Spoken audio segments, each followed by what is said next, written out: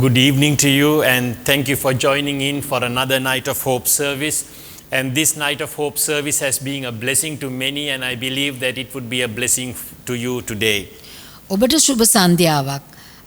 බොහොම ස්තුතියි මේ අපේක්ෂාවේ රාත්‍රියේ දේව මෙහෙයත් සමග සහභාගී වෙන එක ගැන.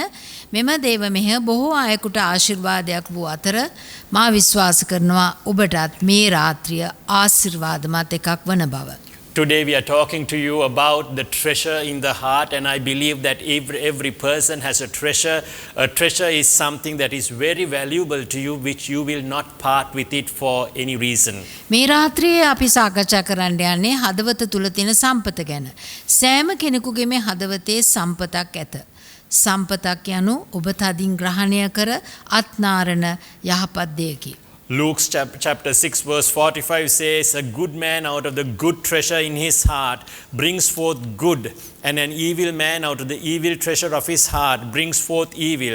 For out of the abundance of the heart his mouth speaks." Luke 6:45 වෙනි පදය මෙලෙස සටහන් කරනවා.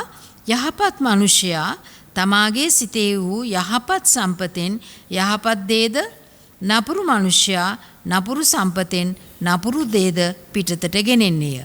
මක්නිසාද මුඛය කතා කරන්නේ සිතේ පූර්ණ කමෙන්ය. And this treasure in your heart not only is a treasure, but it begins to speak certain things. And some people have a good treasure and good things come out of the heart, and some people have an evil treasure and some of the negative things come out of the heart. අප හදවත තුල ඇති මේ සම්පත අපට නිතැතින්ම ආමන්ත්‍රණය කරන අතර අපගේ ස්වාමී වූ යේසුස් වහන්සේ මේ ශුද්ධ ලියවිල්ලේ පවසන්නේ සමහරුන්ගේ හදවතේ යහපත් සම්පත ඇති අතර අන් අය තුල නිදන්ගත වූ නපුර ඇති වගය. This treasure are the beliefs you carry in your heart, and it is these beliefs that begin to speak to you when you are asleep. These are the beliefs that will carry you forward when things get difficult. It is the hidden voice of your heart. මේ අභ්‍යන්තර නිදන්ගත යහපත වන්නේ ඔබ තුල ඇති විශ්වාසය නැත්නම් ඇදහිල්ලයි. එම හඬ ඔබ නිදා සිටියද ඔබව අමතනවා ඇත. The good news is that we can change the treasure in our heart with the Lord Jesus Christ.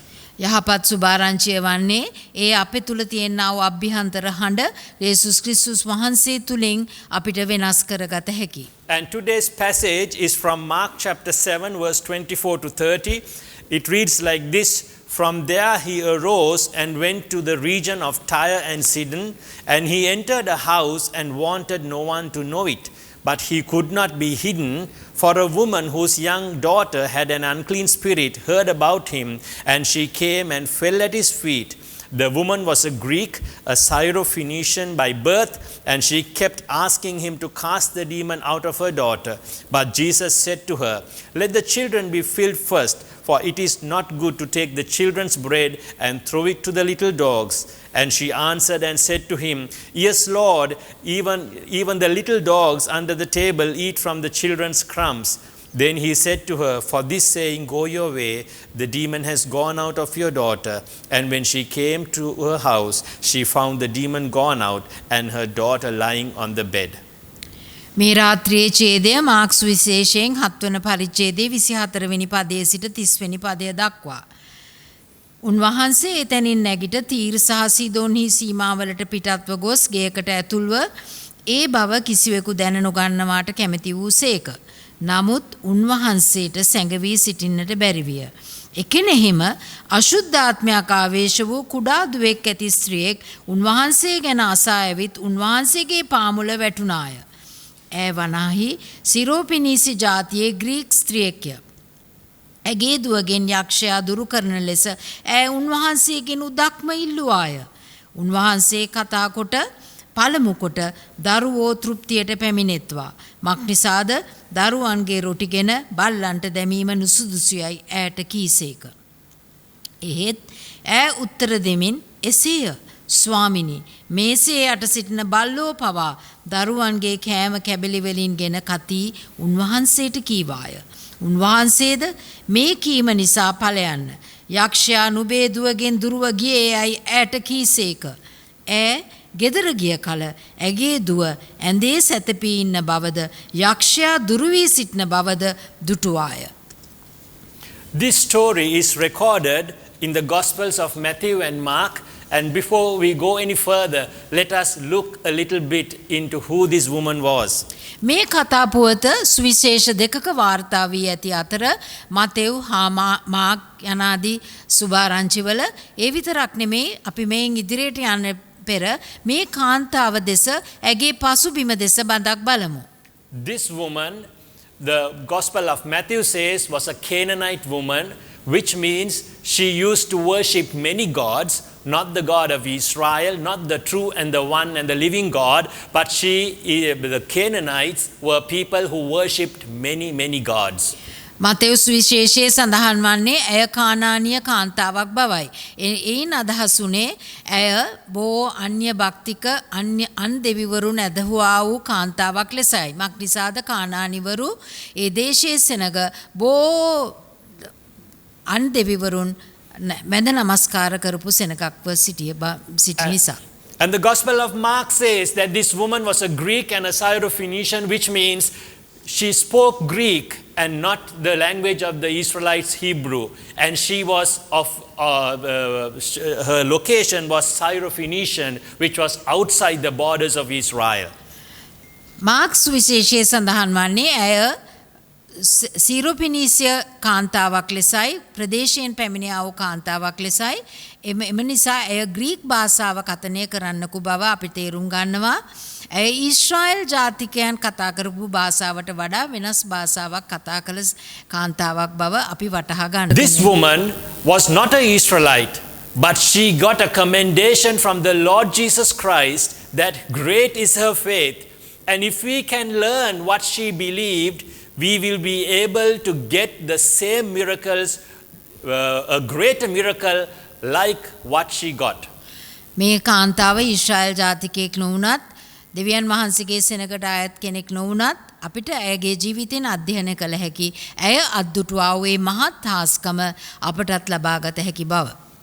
The first belief this woman had was that Jesus is not specific to a people or a location. ඇයගේ මුල් විශ්වාසය වුණේ ස්වාමි වූ යේසුස් වහන්සේ විශේෂ වූ සෙනගට පමණක් සීමා නොවන බවයි. What he has done in Jerusalem, he will do in Tyre and Sidon, and not only in Tyre and Sidon, it will come to her household as well. උන්වහන්සේ යෙරුසලම නගරයේ කළ දේ තීර් හා සීදෝන්හි කළ හැකි බවයි. උන්වහන්සේ අන් අයට කළ දේ ඇය උදෙසාද ඉටු කරන බවයි. Hebrews chapter 13 verse 8 says, Jesus Christ is the same yesterday, today and forever. Hebrew 13 8වෙනි පදයේ මෙසේ කියා සිටිනවා යේසුස් ක්‍රිස්තුස් වහන්සේ ඊයේත් අදත් සදාකාලයටත් ඒකාකාරමය. What he did 2000 years ago, he will do today, and what he does today, he will do tomorrow and forevermore, because he is not specific for a time or a location. උන්වහන්සේ මීට වසර 2000කට පෙර කළ දේ උන්වහන්සේ අදත් ඔබ උදෙසා ඉටු කරනු ඇත. මක්නිසාද උන්වහන්සේ කාලයෙන් හෝ සීමාවලින් සීමා නොවන තැනන් වහන්සේ නිසා. It is this Lord who made the blind eyes to see, who made the deaf ears to hear, and he even raised the dead because of his great power.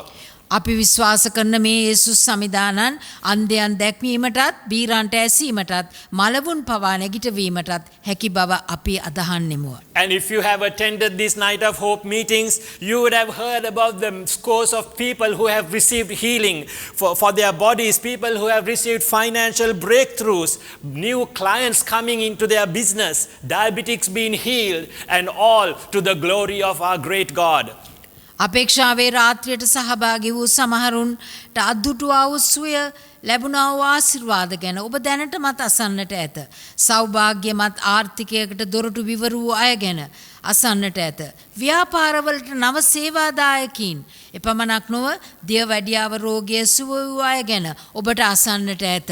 ඒ සියල්ල අපගේ මහෝත්තම දෙවියන් වහන්සේගේ මහිමය උදෙසාය. And the good news is that what you have seen and heard happening to so many people will happen to you today because Jesus Christ loves you and he cares for you. සුභාරංචිය වන්නේ උන්වහන්සේ ඔබටත් මේ ආකාර ජයග්‍රහණයක් දෙනු ඇත. මක් නිසාද උන්වහන්සේ ඔබටත් ප්‍රේම කරන හේතු නිසා. In the Gospel of Matthew, it says that this woman comes and falls at Jesus' feet and said, "Son of David, have mercy on me." මතේ සුභාරංචියේ මෙසේ සටහන් වෙනවා. දාවිද්ගේ පුත්‍ර වූ ස්වාමී වූ යේසුස් වහන්සේ මට අනුකම්පා කළ මැනව. The son of David refers to the Messiah that needs to come to the Israelites. But this woman said, if the Messiah was for the Israel, it is for me also. දාවිද්ගේ පුත්‍රයන් යන ලෙස සඳහන් කෙරුවේ ඊශ්‍රායල් ජාතිකයන් මාංශවත් වූ ගැලවුම් කාර්යානන් ගැන විශ්වාස කරපු නිසා මෙසියස් වහන්සේ ගැන. නමුත් ඇය කියා සිටියේ ඊශ්‍රායල් ජාතිකයන්ට පමණක් නෙවෙයි, ඇයටත් අන්‍ය ජාතික වූ අන්‍ය භක්තික වූ ඇයටත් ඒ තැනන් වහන්සේගෙන් සහනයක් ලැබෙන වගේය. Where there is great power when you boldly say to the Lord, "Lord, you are my God, and I will receive all the blessings you have for me." ස්වාමින් වහන්සේ මාගේ දෙවියන් වහන්සේ යනුවෙන් ඔබ නිර්භීත ලෙස අදහා ප්‍රකාශනය කළ විට එම සත්‍ය පිළිගත් විට එය තුල මහත් බලයක් ඇත. And I want you this evening to call upon the name of the Lord and to receive this Lord as your God, because there is so much that he has to give to you. මේ රාත්‍රියේ මා ඉල්ලා සිටිනවා ඔබත් මෙම තැනන් වහන්සේට ඔබගේ දෙවියන් වහන්සේ ලෙස පිළිගන්න ලෙස, උන්වහන්සේට මාගේ දෙවියන් වහන්සේ ලෙස ආමන්ත්‍රණය කරන ලෙස. මක්නිසාදේ උන්වහන්සේගේ නාමය තුල ඔබට මහත් දෙයක් ලැබෙනු ඇත. And this woman had a second belief, and that second belief was that her problem has a spiritual element. ඇය තුල තිබුණා වූ දෙවැනි විශ්වාසය වුණේ ඇය මුහුණ දුන්නා වූ ප්‍රශ්නයට ආත්මික අධ්‍යාත්මික මූලාශ්‍රයක් තිබුණු වගයි. These days, people blame the governments, blame the churches they worship, blame their parents, and they pass the blame to so many people of the misery they are having today. මේ වකවානුවේදී මිනිස්යන් පුරුදු වෙලා තියෙනවා තමන්ගේ අභියෝග ගැන අන්‍ය අයට දොස් පවරන කාලයක්. ඔවුන්ගේ රජයට, තම අයිති දේව සභාවට, තම දෙමාපියන්ට, ගුරු දෙගුරන්ට යන ආදි වශයෙන් නිරන්තරයෙන්ම අන් අයට තමන් මුහුණ දෙන අභියෝගය අන් අයට වරද තබන්න පුරුදු වෙලා තිබෙන සමයක්. But this woman recognized that there is a spiritual element for this problem, and she took the initiative or she took the responsibility of settling that issue. නමුත් මේ කාන්තාව ඇයගේ අභියෝගය, ඇය මුහුණ දුන්නා වූ ගැටලුව, පිටපස තිබෙනා වූ අධ්‍යාත්මික පැතිකඩෙන් මිදීමේ වගකීම ඇය බාරගෙන එයට මුහුණ දීමට පියවර ගනිමින් සිටියාය. John chapter 10 verse 10 says, "The thief comes not only except to steal, to kill and to destroy. I have come that they may have life and they may have it more abundantly." Yohan 10:10 මෙසේ සටහන් වෙනවා, සොරා එන්නේ සොරකම් කරන්නටත්, මරන්නටත්, විනාශ කරන්නටත් පමණක්ය. මා ආවේ ඔවුන්ට ජීවනය ලැබෙන පිණිසත්, එය අධික ලෙස ලැබෙන පිණිසත්ය. Has the thief stolen your joy? Has the thief killed your peace or destroyed your character? Today, you have deliverance through the Lord Jesus Christ. සොරා ඔබෙන් කිසිවක් සොරකම් කළාද? සොරා එන්නේ සොරකම් කරන්නටත්, විනාශ කරන්නටත්, මරා දමන්නටත්ය. ඔහු ඔබේ ප්‍රීතිය සොරකම් කර ඇද්ද? ඔබේ සමාදානය වනසයිද? ඔබේ චරිතය ඝාතන කර ඇද්ද? ස්වාමින් වහන්සේ පැමිණියේ ජීවනය දීමටත්, අධික ජීවනය දීමටත්ය. If you recognize the spiritual element of your problem, today is the day for you to receive the spiritual blessing of Jesus Christ, which in turn will solve your earthly problem. අද ඔබ මුහුණ දෙන ගැටලුව කුමක්ද? මේ රාත්‍රියේ ඔබ සූදානම්ද ඔබ ගැටලුව පිටපස තිබෙන අධ්‍යාත්මික ස්වභාවය වටහා අධ්‍යාත්මික විසඳුමක් සෙවීමට? එසේ කෙළුවොත් ඔබට ස්වාමින් වහන්සේගෙන් බලවත් මිදීමක් ලැබීම නිසායි. And the third belief that this woman had was that the Lord told her the order in which he works, which is the children are given first to eat and then the dogs. ඇයට ලැබුණා වූ තුන්වෙනි අවබෝධය වන්නේ ස්වාමින් වහන්සේ ස්වාමී වූ යේසුස් වහන්සේ ක්‍රියා කරන ආකාරය උන්වහන්සේ ආදර්ශනය කිරීමයි. දරුවන්ට පළමුව ආහාර ලබා දී ඉන් පසුව තමයි අන් අයට එම ආශිර්වාද ලැබෙන්නේ. When the Lord Jesus told that, the woman gives an interesting answer. She said, "The little dogs eat the crumbs that fall from the children's table." ස්වාමින් වහන්සේ මේ කිව්වා මේ කියමනට ඇය යස ප්‍රතිචාරයක් දැක්වුවාය. බලු පැටවන් පවා දරුවන්ගේ මේසයෙන් බිමට වැටෙන ආහාර කැබිලි අනුභව කරන බවය. In this she said, "I don't know whether I am a child or a dog, but I want to dine at the same time with the master's food." මෙයින් ගම්‍ය වන්නේ ඇය කියා සිටිනවා මා කවුරුද කියා මට හරියටම නිශ්චිත නෑ මම දරුවෙක්ද නැත්නම් බලු පැටියෙක්ද මා කවුරුවත් කම් නැත දරුවන්ගේ ආහාර මට ලැබෙන සේක්වා. Sometimes we put barriers barriers to receive our miracle, but today is the day that God will help you because he will feed you equally. සමහර වෙලාවට අපි අපටම සීමා බාධා පනවා ගන්නවා උන්වහන්සේගෙන් සහනය ලබා ගැනීමට. නමුත් අද දවස ස්වාමින් වහන්සේ උන්වහන්සේගේ දරුවන් සමග ඔබටත් යහපත භුක්ති විදිය හැකි. John chapter 1 verse 12 says, "But as many as received him, to them he gave the right to become the children of God, to those who believe in his name." යොහාන 1:12 මෙසේ සඳහන් වෙනවා නමුත් යම් පමණ දෙනෙක් උන්වහන්සේ පිළිගත්තෝද එනම් උන්වහන්සේගේ නාමය කෙරෙහි අදහා ගන්නෝද ඔවුන්ට දෙවියන් වහන්සේගේ දරුවන් වෙන්ට උන්වහන්සේ බලය දුන්සේක. If you would accept the Lord Jesus Christ as your Lord and Savior, today is the day that you become a fully rightful child of the living God. ඔබත් යේසුස් ක්‍රිස්තුස් වහන්සේ ඔබගේ ස්වාමී වූ දෙවියන් වහන්සේ ලෙස පිළිගත්තොත් මේ රාත්‍රියේ ඔබටත් උන්වහන්සේගේ දරුවෙක් වීමේ භාග්‍ය ලැබීම නියතයි. That means the Lord feeds you first. ඒන් අදහස් කරන්නේ උන්වහන්සේ ඔබ දරුවෙක් වුණාම ඔබට පළමුවෙන්ම ආහාර සපයනවා. And finally, the Matthew chapter 15 verse 28 says, "Then Jesus said to her, O woman, great is your faith. Let it be to you as you desire." And her daughter was healed from that very hour. අවසාන වශයෙන් Matthew 15:28 මෙසේ සඳහන් වෙනවා එවිට යේසුස් වහන්සේ ඇයට උත්තර දෙමින් ස්ත්‍රිය නුඹේ ඇදහිල්ල මහත්ය නුඹේ කැමැත්ත ලෙසම නුඹට වේවායි කීසේක ඒ පැයේ පටන් ඇගේ දුව සුවපත් වූවාය. There's a great promise in this scripture because the Lord Jesus not only gave her the healing, but the Lord Jesus said, "Let it be to you as you desire." මේ දේව පදය තුල බලවත් පුරුන්දුවක් තිබෙනවා. උන්වහන්සේ ඇය ඉල්ලා සිට සුවය ලැබුණා පමණක් නෙමෙයි. උන්වහන්සේ කියා සිටිනවා නුඹ ඉල්ලන විදිහටම නුඹේ ආසාවේ ප්‍රකාරයටම නුඹට සුබ සිද්ධ වේවා. Today, as we look at this lady, let us believe what he did yesterday, he is able to do for me today. What he has done for others, he will do for me today. මේ රාත්‍රියේ මේ කාන්තාව දෙස අපි බලමින් සිටින අතර අපිත් උන්වහන්සේගෙන් ඉල්ලා සිටිමු. උන්වහන්සේ ඒ පෙර කාලයේ ඉෂ්ට කෙරුවා වූ ඒ යහපතම අද දවසේත් උන්වහන්සේ අප එක් එක්කෙනා උදෙසා සිද්ධ කරන උන්වහන්සේ කරන සේක්වා. And let us believe that there is a spiritual element to our problem and receive a spiritual answer for the problem, and that in turn will solve our earthly need. අපි මේ රාත්‍රියේ මුහුණ දෙන්නා වූ ඒ ගැටලුව පිටුපස අධ්‍යාත්මික මුලාශ්‍රයක් තිබෙන වග අපිට එළිදරව් වෙනසේක්වා. එම එළිදරව් අපිට ලැබුණම ඒ මුලාශ්‍රය බිඳ දමා අපිටත් නිදහසක් ලැබෙනවා නියතයි.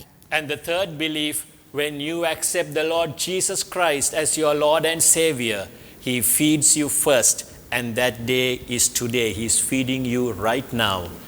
ඒ තුන්වැනි සාධකය වන්නේ ඔබ යේසුස් ක්‍රිස්තුස් වහන්සේ ඔබගේ දෙවියන් වහන්සේ ලෙස පිළිගත් විට උන්වහන්සේ දරුවන්ගේ ආහාර වලින් ඔබව තෘප්තියට පැමිණීම නියතයි.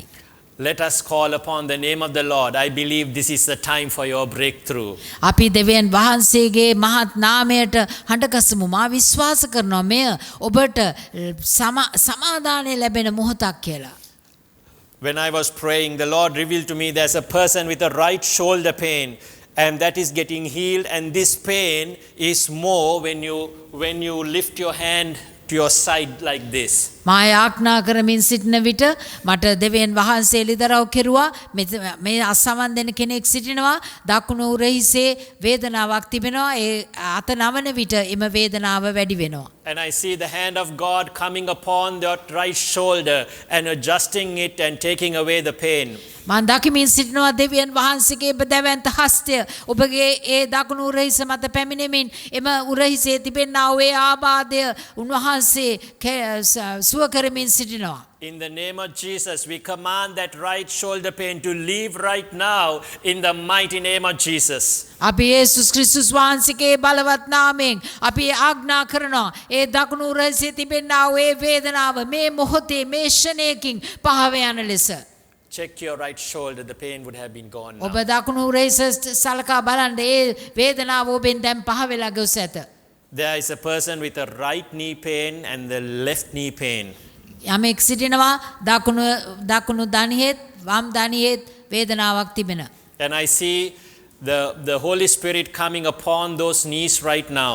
මම දකිමින් සිටිනවා ශුද්ධ ආත්මයන් වහන්සේ ඒ දණහිස් දෙක මත පැමිණෙමින් සිටිනවා. And I feel as if the Lord is speaking a word to those knees right now. ස්වාමින් වහන්සේ දණහිස් දෙක ස්පර්ශ කරන අතර ඒ දණහිස් දෙක ගැන උන්වහන්සේ වචනයක් නිකුත් කරමින් සිටිනවා. And we are saying the same word in the name of Jesus, be healed, be healed, be healed. අපිත් මේ රාත්‍රියේ නිකුත් කරනවා එම වචනයම යේසුස් ක්‍රිස්තුස් වහන්සේගේ නාමයෙන් සුව වේවා සුව වේවා සුව වේවා. And your knee pain is gone right now in Jesus' name. ඒ දණහිසේ වේදනාව මේ මොහොතේ ක්ෂණයකින් පහව ගොස් ඇත යේසුස් වහන්සේගේ උතුම් නාමයෙන්. The Lord is healing a person who is having a stressed personality. යමෙක් සිටිනවා මේ සමන් දෙනගෙන සිටිනවා යම් ආතතියකින් පීඩනයකින් සිටිනා වූ යමෙක් දැන් මේ මොහොතේ නිදහස් කරමින් සිටිනවා. And the situation is that even when you have no problem, you are stressed. ඒ විතරක් නෙමෙයි ඔබට මුණ දෙන්න ගැටලුවක් නැති මොහොතේදීත් ඔබ ආතතියකින් පීඩනයකින් නිරන්තරයෙන්ම සිටින කෙනෙක්. And I want you to lay your hand on your head right now. මා ඉල්ලා සිටිනවා ඔබගේ අත ඔබගේ හිස මත මේ මොහොතේ තබන්න.